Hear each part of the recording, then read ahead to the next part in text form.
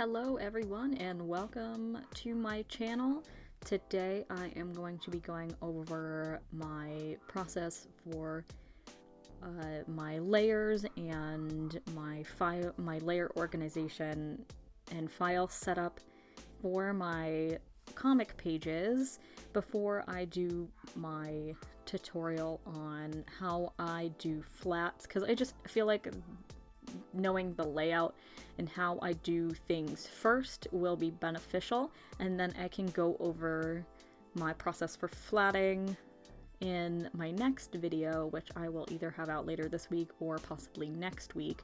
But I have found a few tricks that have really helped me stay organized with my layers, because I have the problem where I either have like a million layers and I never know which one is which because I never name anything, or I do everything on one layer and then I get frustrated because I can't edit things the way that I want to.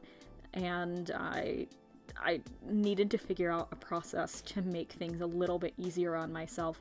One is just making sure I do things on different layers, but I have things kind of set up where I can do the page from the start in this sort of layout, and that kind of holds me to that structure, and it just makes everything go a little bit smoother.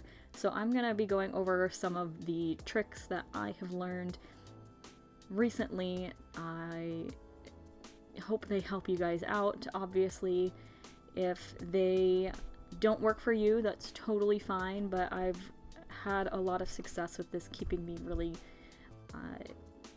structured and knowing exactly where everything for my file is without necessarily naming absolutely everything, because I try to do that, but I apparently have a mental block. I can't do it. So I'm gonna go over my layers and then kind of how I go about doing things. If you guys have any tips or tricks that can make anything a little bit easier, feel free to leave that in the comments below. I, of course, am always looking for ways to make my workflow a little more streamlined, and these are things that I have learned fairly recently doing this comic. I am happy I'm doing a shorter, smaller comic before I do my long epic, because I can kind of work out these kinks and see how to best go about doing things on this comic, and then I'm ready to go with the longer comic. So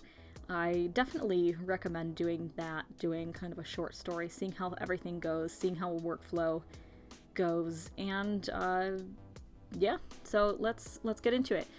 I kind of want to break down my layers here. This top layer is for like white highlights. For example, on his eyes here, I've got those white highlights. They do need to be on top of the line art. I think this is the only one where you can see his eyes. His eyes are closed in the other panels, yeah, or he's turned around. So that is for that. I always have that on top of everything. Next, I have my folder that has all of my line art in it, and you can see I've got my panels divided here. This is just the generic panel folder that's made when you use the panel tool, which is here underneath the gradient tool. It's really nice. It separates everything, it masks everything off so that you are only dealing with that specific panel.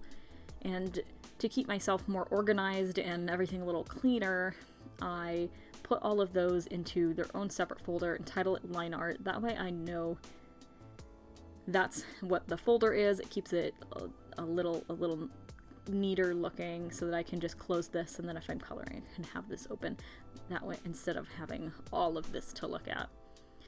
So within here, I have my liner. I'm actually going to turn the colors off here to show you kind of my process here. So I've got my line art here. I'll open up the folder for the first panel here. So in this first panel, you can see these two layers are actually clipped to the frame background. You can tell that by this little red bar here. up next to the lighthouse is this kind of like dotted line square and then a solid square underneath it. That clips it to the layer underneath. And this is really nice for line art, especially within a folder, for a couple of reasons. Now, it is pretty common to have your line art on multiply so that you can see the colors underneath, such as this. However, if they're in a folder, the layer masks work a little bit different. So let me actually unclip these, and you can kind of see the layers by themselves. So you can see that I've got my character here, and then I've got the spot blacks here. Okay, if I turn off the spot blacks, that's what it looks like. Then I've got my spot black. Turn off the character. You can see that there's solid black even behind the character here. Now, if I was to turn the line art for the character on multiply, then he disappears behind that black, because what multiply does is it takes anything that isn't pure black and gives it like a transparency. So depending on how light it is, depends on how transparent it becomes. There's a whole math behind it, but basically if you have white and black, the black will be opaque, the white will show through. Now that's why it's really common to use for line art. Now I could merge these layers and do multiply, but then say let me go back, didn't like these spot blacks, I don't have to worry about it. I can just delete the layer, turn off the layer, and then I could have everything behind him still. Now, the reason I have these clipped here is it leaves the opacity of the character. So let me clip these again, because I have the frame background on multiply. I'll clip these to that layer. I have these on multiply, so now when with them clipped to this, it kind of affects everything above it without making the character transparent. Then when I have the colors, I can still see the character without that black showing through that's behind the character. Now the next thing you want to do with this method is all of your folders need to be on the layer style of through. It's above normal, and you can only select it if you have a folder selected. So if all these frame layers are on through, and then since I keep everything in its own, all the line art and panels in its own folder, you have to have that on through as well. Now if I was to, here, let me turn on the colors. I'll show you if you have it on normal, it doesn't show through. And this is because the layer styles only work within the folder unless you have it on through. Through makes it so that the layer styles affect everything outside of that folder as well. That's why you need to have all of these frame border folders on through, and then since I have everything in its a main folder as well, I have that on through, so that their layer styles affect everything underneath. Alright, so the next thing I want to talk about, now I don't have any word balloons here, and I think that this was a mystery that I wanted to solve, because when I was putting everything on multiply, so instead of having through, because I didn't really know about it, I was putting it on multiply, and that would make it so, see, this word is supposed to be opaque, but since the folder is on multiply, everything shows through. So if I have it on normal, of course it just makes it so everything's black and white, and then through it stays white. Now why is that? And I will show you. So I'll actually show you with this here. And you can do this with balloons, you can do this with anything that you don't want to have that multiply effect to it. So this is on the third panel here, and you can see that this layer here is not clipped to this frame background. Now if I was to clip it to the background, it would show through. So anything that you want to keep that opacity, just keep it by itself. Don't clip it. You can do that with word balloons. So I'll actually make a balloon here. I'll go back to that first panel.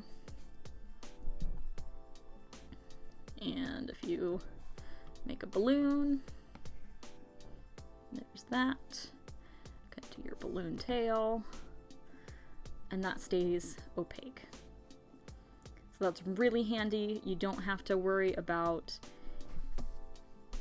having show-through balloons, which is the problem I was having when I was doing everything on Multiply. And I knew there had to be a way of doing it instead of having to mask everything off for the balloons and all of that. All right, so we want back on through. We can delete this balloon. Delete. Now my colors, I can show you. I keep a flat layer that is all just completely flat with all the colors separated, and then I have a duplicate, and that's where I do kind of the layer adjustments. The bottom layer has the local color, so that's kind of just the plain colors if they were in white light. And then I duplicate it, and then I can adjust, and you can kind of see like on his fingers and his cheeks here, he's got some red blushing to it, and then I've got on top of that, clipped to it, I have a multiplier layer with kind of a grayish purple for the shadows.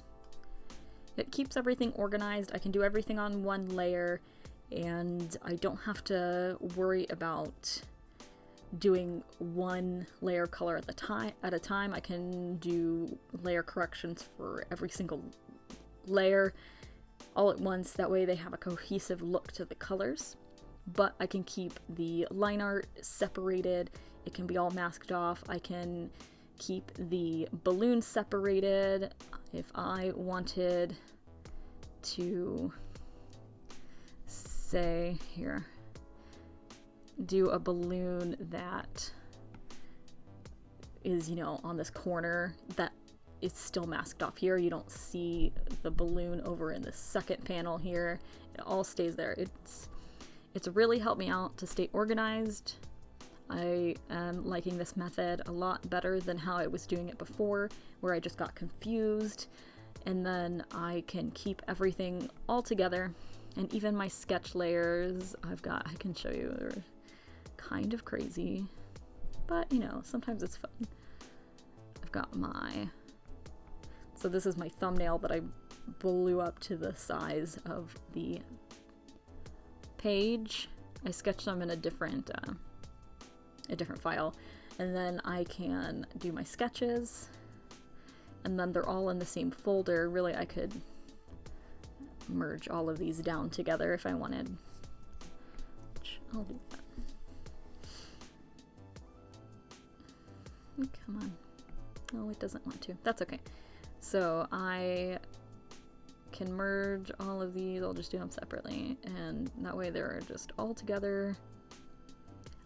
Because I like keeping them. You don't see them, but they're nice to have. And everything looks nice and clean. I can look at my colors without having so much else to look at, because on an iPad there's not a lot of screen space. So next week, or possibly later this week, I will have my process for doing flats up on my channel. I'm going to do this panel right here. So if you are interested in seeing that, make sure you hit subscribe so that you can see when that comes out. If you enjoyed this video or learned anything, also please hit subscribe, and hello, thank you so much. If you have any questions or comments or ideas on making things better and more efficient, comment below, and I will talk to you later. Make sure you check out my social media and everything. see you in the next video. Bye-bye.